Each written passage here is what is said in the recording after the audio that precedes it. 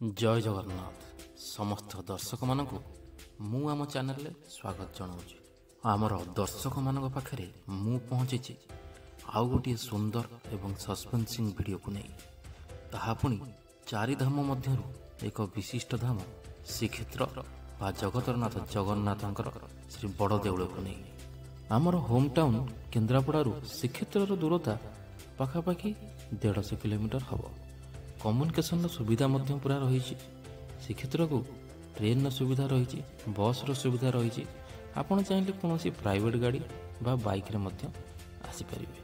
तो जेहेतु मत बहुत गुड़े बाट जीवार अच्छी तो से पहांता बेलू मु मोर नित्यकर्म सारी बाहरी पड़िली चतुर्धामूर्ति जगन्नाथ बलभद्र एवं सुभद्रा बा सुदर्शन को दर्शन करने लगी।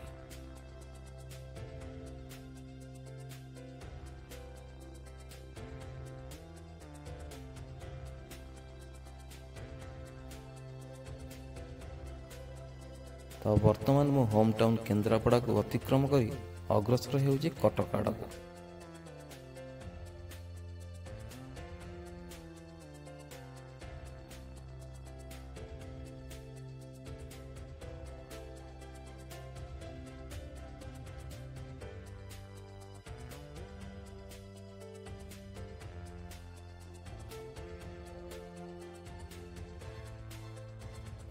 वर्तमान आम जगतपुर गोलई छक क्रॉस करी महानदी ब्रिज उपरे जाउछे। आपण माने समस्त जानिचंती पहाड़र रसगोला सारा ओडिशा प्रसिद्ध। तो आमे वर्तमान ड्राइविंग करी करी पहाड़ छक पाखरे आसी पहुंच सारिछे।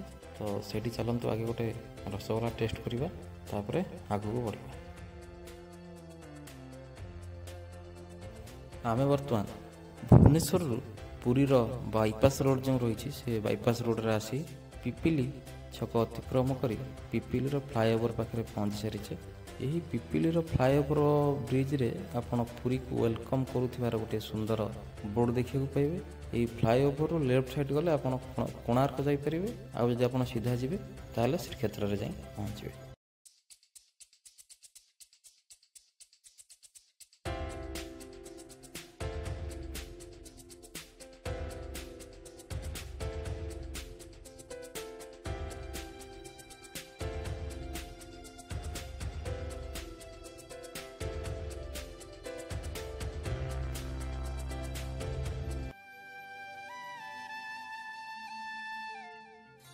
दीर्घ समय ड्राइविंग कर सारा पर आमे आसी पहुंची सारीचे चारि धाम मध्यरु श्रेष्ठ धाम श्री जगतरनाथ जगन्नाथंकर पाददेश।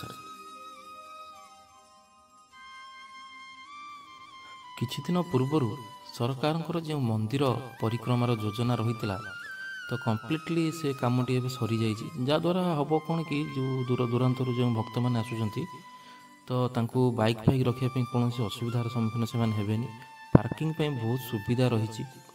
आउ मंदिर चतुर्पार्श्व एत गुड़िए स्पेस रही आपण एका संगे चाहिए लक्षाधिक भक्त बसीपर। ता छड़ा शौचालय सुविधा करा जाइछि। मंदिर चतुर्पार्श्व बहुत गुड़िए शौचालय रही जहाँकि निःशुल्क शौचालय एवं आपण मोबाइल बा जोता स्टैंड गुड़िक निःशुल्क रखिपारे जहाँकि मंदिर प्रशासन तरफ सेगुड़िक सुचारू रूपे चालू रही। तो चलतु देरी नक आगे गाड़ी को पार्किंग रे रखीदबा तापर महाप्रभु दर्शन लगी मंदिर भीतर को जीवा। 1452 ख्रीष्टाब्द गजपति कपिलेन्द्र देव श्रीमंदिर चतुर्पार्श्व निर्माण करते मेघनाद पाचेरी जार दैर्घ्य 665 फुट, प्रस्थ 640 फुट एवं उच्चता थिला 22 फुट। आउ ठीक ये मेघनाद पाचेरीर अपर पार्श्व मंदिर भीतर पार्श्व कूर्म पाचेरी देखा मिले बा कूर्म बेढ़ा किसी लोग यहाँ जार दैर्घ्य 420 फुट, प्रस्थ 350 फुट एवं उच्चता 20 फुट विशिष्ट। मेघनाद पाचेरी को बाद देले श्रीमंदिर सौंदर्य को द्विगुणित करें श्रीमंदिर उपरे लगी नीलचक्र। आउ ए नीलचक्र को लगी जो पतित पावन बाना फरफर हो उड़ू थाए ताहा प्रत्येक भक्तों मन को मोहि नहीं था। आउ आपण माने जानिले आश्चर्य हे ये मंदिरर बानाटी सर्वदा पवनर विपरीत दिगरे उड़ी था। आउ एक किंवदंती मत अनुसार ମନ୍ଦିର ଉପରେ ଲାଗିଥିବା ନୀଳଚକ୍ର ଯେକୌଣସି ଭକ୍ତ ଯେକୌଣସି ଜାଗାରୁ ଦେଖନ୍ତୁ ନା କାହିଁକି ତାହା ସତେ ଯେପରି ଲାଗେ ଯେ କି ଚକ୍ରଟି ନିଜ ଆଡ଼କୁ ଅନେଇଛି ବା ନିଜ ଆଡ଼କୁ ମୁହଁ ହୋଇ ରହିଅଛି। ଏହି ବଡ଼ ଦେଉଳକୁ ପ୍ରବେଶ କରିବା ଲାଗି 4ଟି ମୁଖ୍ୟ ଦ୍ୱାର ରହିଅଛି। ପ୍ରଥମଟି ସିଂହଦ୍ୱାର, ଦ୍ୱିତୀୟରେ ଅଶ୍ୱଦ୍ୱାର, ତୃତୀୟରେ ହସ୍ତିଦ୍ୱାର ଏବଂ ଚତୁର୍ଥରେ ବେହରଣ ଦ୍ୱାର। ମୁଖ୍ୟତଃ ଭିତରକୁ ପ୍ରବେଶ କରିବା ଲାଗି ଏହି 4ଗୋଟି ଦ୍ୱାର ରହିଅଛି। ତନ୍ମଧ୍ୟରୁ ସିଂହଦ୍ୱାର ଅନ୍ୟତମ। ପ୍ରତ୍ୟେକ ଦିନ ଏହି ସ୍ଥାନକୁ ଆସୁଥିବା ଲକ୍ଷ ଲକ୍ଷ ଭକ୍ତ ସିଂହଦ୍ୱାରରେ ହିଁ ପ୍ରବେଶ କରିଥାନ୍ତି ମହାପ୍ରଭୁଙ୍କର ଦର୍ଶନ ଲାଗି।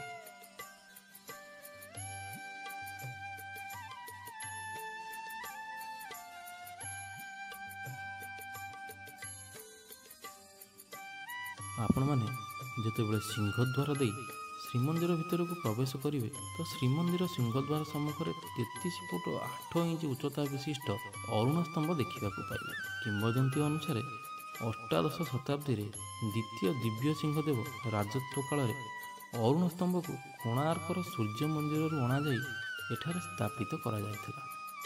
ବିଶ୍ୱାସ ଅଛି ଯେ ପ୍ରତ୍ୟେକ ମଣିଷ 22 ପ୍ରକାର ପାପରୁ ମୁକ୍ତି ନିମନ୍ତେ 22 ପାହାଚ ଅତିକ୍ରମ କରିବା ଆବଶ୍ୟକ। 22 ପାହାଚ ଯୋଗବିଦ୍ୟା ବର୍ଣ୍ଣିତ 22ଟି ସ୍ତରର ପ୍ରତୀକ ଅଟେ। 22 ପାହାଚରେ ଦ୍ୱିତୀୟ ସୋପାନରେ ରହିଅଛି ଯମଶିଳା। ଶ୍ରଦ୍ଧାଳୁମାନେ ଏହି ଶିଳାକୁ ସ୍ପର୍ଶ କରି ଜଗନ୍ନାଥଙ୍କୁ ଦର୍ଶନ କରିଲେ ଅକାଳ ମୃତ୍ୟୁ ହୁଏ ନାହିଁ ଓ ସମସ୍ତ ପାପ ନାଶ ହୋଇ ଜୀବ ବୈକୁଣ୍ଠଗାମୀ ହୁଏ ବୋଲି ଲୋକମାନଙ୍କର ବିଶ୍ୱାସ ରହିଅଛି। ଶ୍ରୀ ଜଗନ୍ନାଥଙ୍କ ମନ୍ଦିରରେ ବର୍ଷ ସାରା ପର୍ବପର୍ବାଣି ଲାଗି ରହିଥାଏ। ସେଥିମଧ୍ୟରୁ 12 ଗୋଟି ବିଶିଷ୍ଟ ଉତ୍ସବ ଭାବେ ପାଳିତ ହୁଏ। ସେଗୁଡ଼ିକୁ ଦ୍ୱାଦଶ ଯାତ୍ରା ନାମରେ ଅଭିହିତ କରାଯାଇଛି। ଯେମିତିକି ସ୍ନାନ ପୂର୍ଣ୍ଣିମା, ରଥଯାତ୍ରା, ହରିଶୟନ ଏକାଦଶୀ, କର୍କଟ ସଂକ୍ରାନ୍ତି, ପାର୍ଶ୍ୱ ପରିବର୍ତ୍ତନ ଏକାଦଶୀ, ହରି ଉତ୍ଥାପନ ଏକାଦଶୀ, ଶ୍ରାବଣ ଷଷ୍ଠୀ, ମୂଷ୍ୟାଭିଷେକ, ମକର ସଂକ୍ରାନ୍ତି, ଦୋଳ ମହୋତ୍ସବ, ଦମନକ ଲାଗି ବା ଦମନକ ଚୋରି, ଚନ୍ଦନ ଯାତ୍ରା ଇତ୍ୟାଦି ମୁଖ୍ୟ ପର୍ବ ରହିଅଛି। ଯେଉଁମାନେ ଆମ ଚ୍ୟାନେଲକୁ ସବସ୍କ୍ରାଇବ୍ କରିନାହାନ୍ତି ତ ସେମାନେ ଜଲ୍ଦି ଆମ ଚ୍ୟାନେଲକୁ ସବସ୍କ୍ରାଇବ୍ କରିନିଅନ୍ତୁ। କାହିଁକିନା ଆମ ଚ୍ୟାନେଲରେ ଏଇଭଳି ସୁନ୍ଦର ସୁନ୍ଦର ଭିଡ଼ିଓ ଗୁଡ଼ିକ ଆସିଥାଏ ଆଉ ସର୍ବପ୍ରଥମେ ଆମ ସବସ୍କ୍ରାଇବରମାନଙ୍କ ପାଖରେ ପହଞ୍ଚିଥାଏ। ବିଶ୍ୱବିଖ୍ୟାତ ଏହି ବଡ଼ ଦେଉଳ ଏହି ଶ୍ରୀକ୍ଷେତ୍ରର ଏତେ ଗୁଡ଼ିଏ ମାହାତ୍ମ୍ୟ ଆଉ ଏତେ ଗୁଡ଼ିଏ ଲୁକାୟିତ ଇତିହାସ ରହିଛି ଯାହାକୁ କି ବ୍ୟାଖ୍ୟା କରିବା ଲାଗି ବଡ଼ ବଡ଼ ମୁନି ଋଷିମାନେ ବା ସନ୍ଥମାନେ ଭୟ ପ୍ରକାଶ କରିଥାନ୍ତି।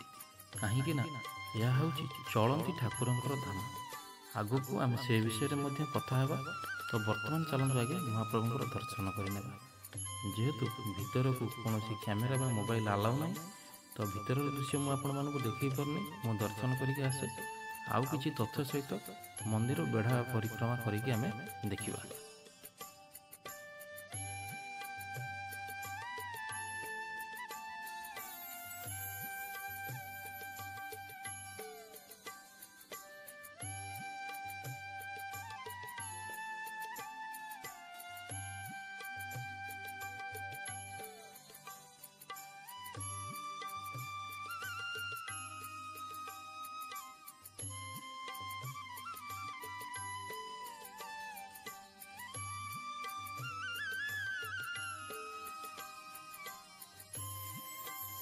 ଆମେ ଯଦି ମହାପ୍ରଭୁଙ୍କ ବିଷୟରେ କହି ବସିବା ତ ଭିଡ଼ିଓଟି ବହୁତ ଲମ୍ବା ହେଇଯିବ। ତ ଭିଡ଼ିଓଟିକୁ ବେଶୀ ଲମ୍ବା କରିବାନି, ଯଦି ହେବ ଆଉ ଗୋଟିଏ ପାର୍ଟରେ ମୁଁ ଆପଣଙ୍କୁ ଅବଶିଷ୍ଟ ଯେଉଁ ତଥ୍ୟ ରହିଛି ବା ମହାପ୍ରଭୁଙ୍କର ଯେଉଁ ନୀତିକାନ୍ତି ରହିଛି ସେସବୁ ବିଷୟରେ ଡିସ୍କସନ୍ କରିବି। ତ ଆଜିର ଭିଡ଼ିଓଟିକୁ ଆଉ ବଡ଼ ନ କରି ଏଇଠି ରଖିବା। ପୁନର୍ବାର ଦେଖା ହେବି ଆପଣମାନଙ୍କ ସହିତ ଆଉ ଗୋଟିଏ ସୁନ୍ଦର ନୂଆ ଭିଡ଼ିଓକୁ ନେଇ।